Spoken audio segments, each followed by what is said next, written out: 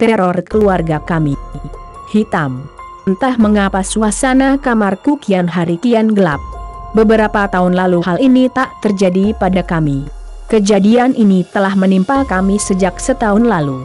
Padahal aku dan ayah tak pernah melakukan hal yang mungkin menyebabkan kutukan ini menimpa kami. Tiap malam, aku harus selalu terjaga dari tidurku dan berharap datangnya pagi agar aku terbebas dari semua ini. Berbeda dengan ayah. Ia tak bisa tenang di kala siang datang. Ia harus selalu waspada dan berharap segera tibanya malam. Sebenarnya hubunganku dengan ayah cukup hangat. Dan lagi, sejak setahun lalu, hubungan kami merenggang. Aku melihat ayah seperti sudah frustasi. Kulihat beliau tiap hari merasa ketakutan, dapat kukatakan paranoid. Jikalau ia merasa sangat tidak aman, ia bisa mengunci diri di kamarnya seharian, bahkan bisa untuk waktu yang lebih lama. Aku pernah berpikir jika ini terjadi usai ibu pergi. Tapi, ibu sudah pergi sejak 2 tahun lalu.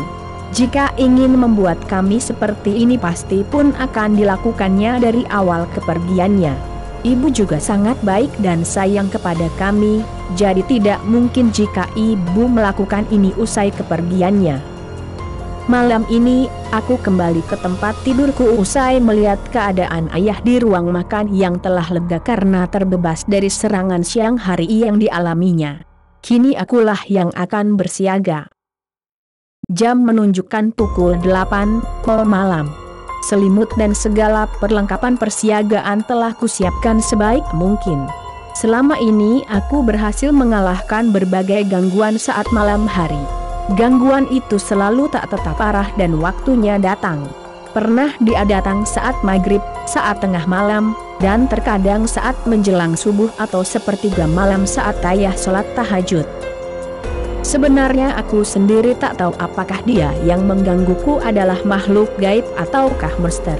Yang jelas suaranya sangat aneh dan ia tak pernah menampakkan wujud aslinya, hanya sekedar bayangan hitam dengan postur tubuh yang terkadang tegap dan terkadang membungkuk dikalaku mencoba menanyakan perihalnya mengusik tidurku.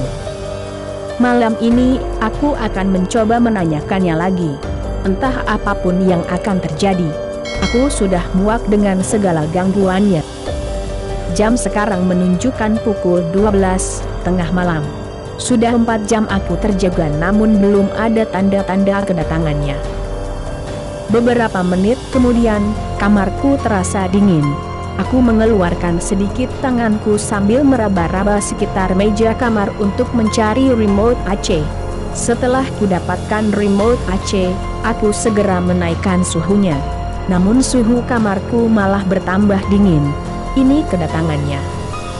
Aku memberanikan diri menggulung selimutku hingga separuh tubuh, lalu sedikit terduduk untuk mencari dari mana datangnya si pengganggu itu. Tiap sudut kamarku perhatikan, tiap jengkal sisinya tak luput dari pandanganku. Tapi, si pengganggu sialan itu tak muncul. Dia hanya mengelabuiku, memberi harapan palsu. Aku pun kembali menutup wajah dengan selimut dan bersiaga lagi untuk kedatangannya. Jam menunjukkan pukul 3 pagi. Tanda-tanda kedua kedatangannya. Angin di luar kamar terdengar berhembus kencang disertai debu hitam berkelebat. Ya, dia datang lagi. Aku pura-pura tertidur saat ku tahu dia berjalan ke arah tempat tidurku. Saat jaraknya terlampau sangat dekat, seketika aku membuka selimutku untuk mengagetkannya yang kenyataannya dia tak kaget sama sekali. Justru aku yang kaget bukan kepalang. Dia mengenakan baju hitam yang entah apa namanya menutupi seluruh tubuhnya terkecuali matanya. Aku pernah melihatnya di TV dan ibu pernah mengatakan bahwa dia adalah ninja. Aku juga melihat senjata yang biasa dibilang samurai itu nampak melekat di belakang tubuhnya. Aku pun mencoba membuka suara untuk menanyakan perihal yang ingin kutanyakan selama ini, namun entah mengapa leherku terasa nyeri. Dan sesaat setelah itu, aku melihat tubuhku di atas kasur penuh dengan darah. Lalu aku melihat lantai kamarku yang juga penuh dengan darah. Tebasan samurainya mengenai leher di atas kasur itu. Padahal aku belum mendapat jawaban atas pertanyaanku, tapi aku sudah harus berakhir karena samurainya